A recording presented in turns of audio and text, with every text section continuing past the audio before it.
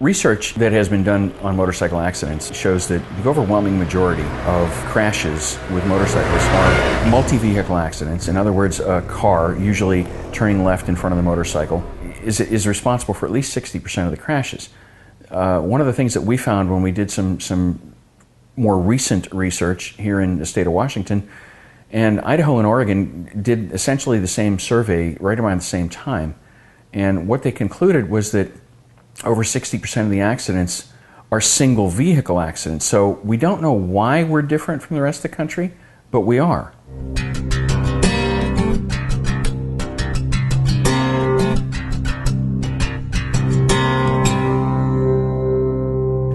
According to the Hurt Report, one of the conclusions they came to was the fact that motorcycling is a 90% mental activity.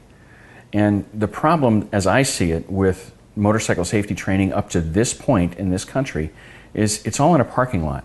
So all we're really teaching you is the physical. Yes, we talk about and we touch on the mental aspects, but we never really deal with it. You don't get a chance to practice it, and you especially don't get a chance to practice it and get immediate feedback on whether or not you've dealt with a situation in a proper manner. After moving here from London, England, I decided that yes, I wanted to get an endorsement and ride in the US, which I did. I had extensive training back in London, and I was looking for more training with on-road stuff. Couldn't find it, and felt really unsure about that, because that's something that served me well in the past, and I wanted to make sure I had the same skill level riding in the US. The things that we focus on in this class are how to deal with the unexpected, how to plan for some of the things that go on the street so that you're better prepared to deal with them when they do happen in front of you. Well, the reason why I became an instructor in Washington State is that I was passionate about it back in the UK, and after finding that there was a hole in training and I had relevant experience, I felt that it was something that I could do to make sure that every rider in Washington State has the same opportunity that I had with the on-street training, and that's why I do what I do, and I hope and know that it will save lives. You should take the class because it's going to benefit you regardless of whether you're a brand new rider or an experienced rider. One of the problems that I see with what goes on in the United States especially is that people treat motorcycle training the same way they treat driver education training. Oh, I took it in high school, I'm good. Well, you're good for how long? 40, 50 years? Motorcycling is a lot more challenging than driving a car. I would say that a track class is beneficial in many ways. What it doesn't do, though, is it doesn't give you the opportunity to have a plan and a strategy for the variables that you're not in control of, which is other traffic. On a track, everybody's going in the same direction and you're in a controlled environment.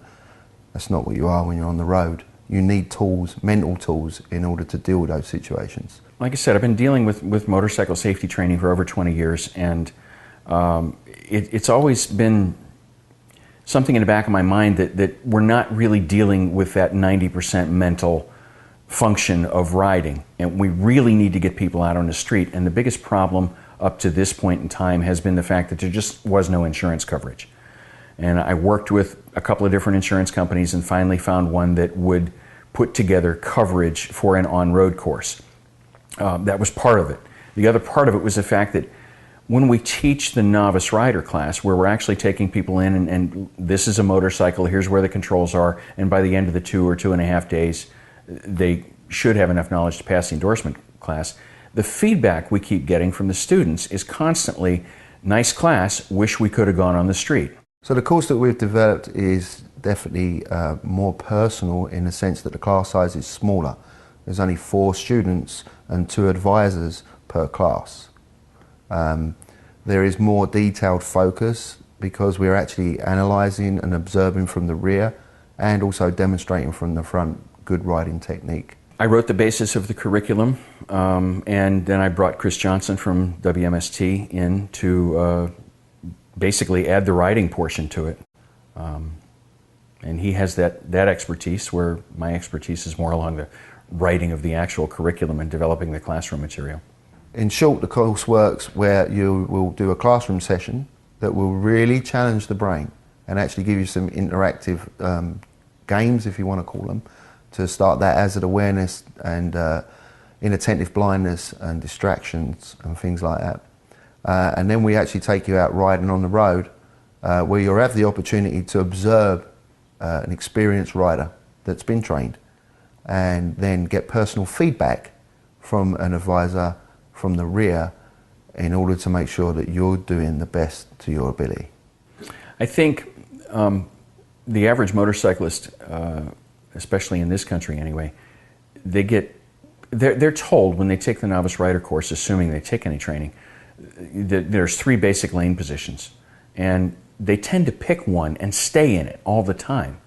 And one of the things that we've found through teaching this class is that the students are generally surprised by 2 things. 1, how far ahead they should be looking, and 2, the fact that they need to be changing their lane position probably once every 10 to 15 seconds or so. And that actually comes as quite a surprise to them. And once you point out the reasons for it, they go, well, it's like the light bulb moment, you know, wow, I didn't realize I should be doing that. Someone should take this class because I truly believe it's the next step to becoming a responsible rider after you've got your endorsement. Or if you're already an experienced rider, it gives you an opportunity to confirm that your thought process as you're riding is correct.